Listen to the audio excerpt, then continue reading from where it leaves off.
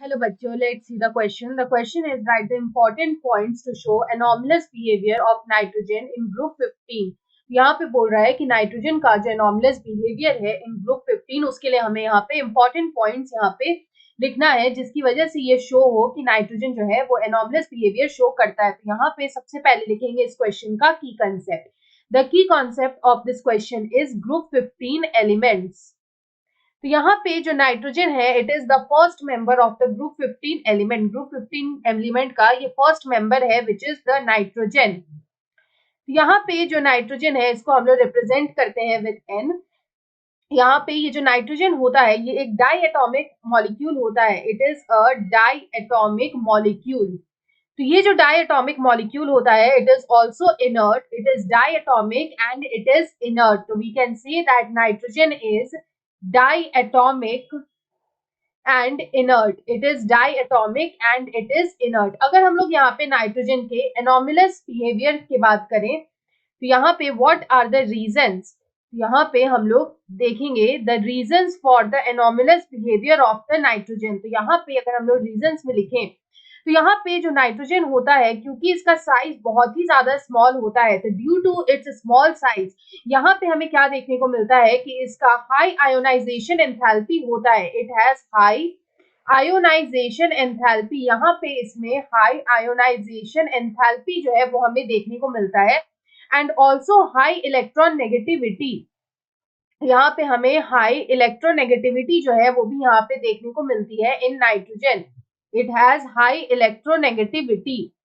तो यहाँ पे नाइट्रोजन में high ionisation enthalpy high electronegativity होता है एंड यहाँ पे कोई भी डी ऑर्बिटल्स नहीं होते हैं and they do not have d orbitals.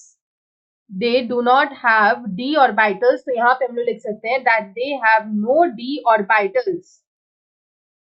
तो यहाँ पे डी ऑर्बिटल्स जो है वो एब्सेंट होते हैं तो वो यहाँ पे किस तरह से अफेक्ट करते हैं तो हम लोग बोल सकते हैं that the absence of d orbitals.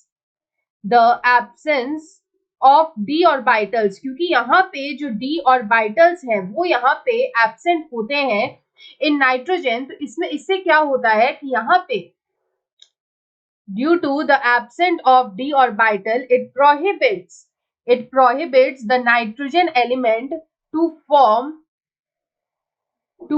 coordination compounds. तो यहाँ पे ये जो नाइट्रोजन होते हैं वो coordination compounds का फॉर्मेशन नहीं कर पाते हैं क्योंकि उनमें डी ऑर्बिटल्स जो होता है वो एब्सेंट होता है। तो हम लोग बोल सकते हैं the absence of d orbitals prohibits nitrogen to form coordination compounds. और यहाँ पे वो कोऑर्डिनेशन कंपाउंड जो है उनका फॉर्मेशन नहीं कर पाता है।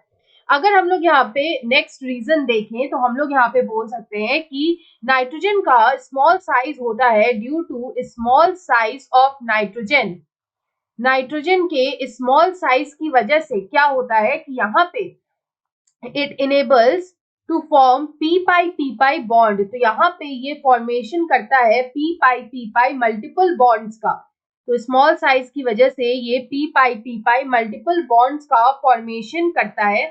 और यहाँ पे जो है ये जो फॉर्मेशन होता है पी पाई मल्टीपल बॉन्ड्स का ये बाकी एलिमेंट्स में पॉसिबल नहीं होता है बिकॉज क्योंकि यहाँ पे नाइट्रोजन जो है उसमें ये पॉसिबल हो पाता है because of the very small size.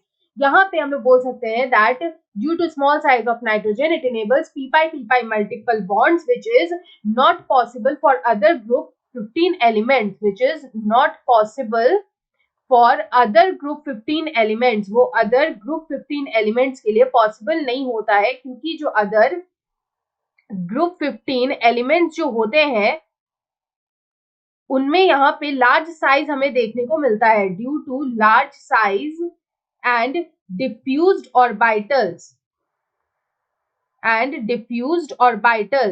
तो वो यहाँ पे किस तरह के बॉन्ड का फॉर्मेशन करते हैं तो वो यहाँ पे फॉर्मेशन करते हैं पी पाई डी पाई बॉन्ड का। They form p pi D pi bonds. वो यहाँ पे पी पाई डी पाई बॉन्ड्स का फॉर्मेशन करते हैं। तो यहाँ पे these are some points to show the anomalous behavior of nitrogen in group 15.